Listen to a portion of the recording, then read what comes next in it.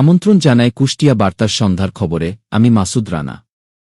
সংবাদে থাকছে কুষ্টিয়া এবং দেশের আলোচিত খবর। কুষ্টিয়া সুগার মিল দীর্ঘ ৪ বছর ২০২০-২১ অর্থবছর থেকে বন্ধ থাকায় প্রায় ১০০ কোটি টাকার ভারী যন্ত্রাংশ মরিচা ধরে ও অযত্নে নষ্ট হচ্ছে। বর্তমানে মিলটির লোকসান প্রায় ৬০৬ কোটি টাকা। তবে সরকার এটি পুনরায় চালুর উদ্যোগ নিয়েছে, যদিও রক্ষণাবেক্ষণের অভাবে মেশিনারির ব্যাপক ক্ষতিগ্রস্ত হয়েছে। বন্ধ থাকার পরেও শ্রমিক কর্মচারীদের বেতন বাবদ প্রতি মাসে প্রায় ২৫ লাখ টাকা ব্যয় হচ্ছে। ২৩ কোটি ৪৮ লাখ টাকার বেশি বকেয়া পাওনা নিয়ে শ্রমিকরা মানবেতর জীবনযাপন করছেন। এদিকে কুষ্টিয়া বার্তা নিউজ শ্রমিক কর্মচারীদের পক্ষ থেকে সরকারের দৃষ্টি আকর্ষণ করছে।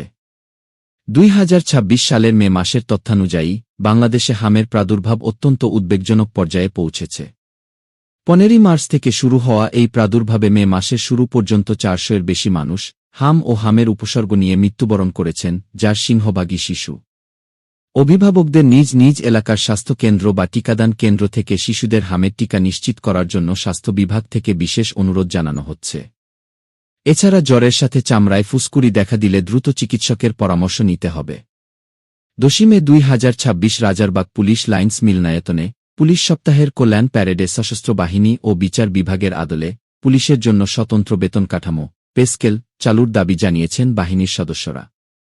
স্বরাষ্ট্রমন্ত্রী জানিয়েছেন, দেশের আর্থিক সক্ষমতা বিবেচনায় নিয়ে পুলিশের যৌক্তিক দাবিগুলো পূরণের বিষয়টি সরকার ইতিবাচকভাবে দেখছে।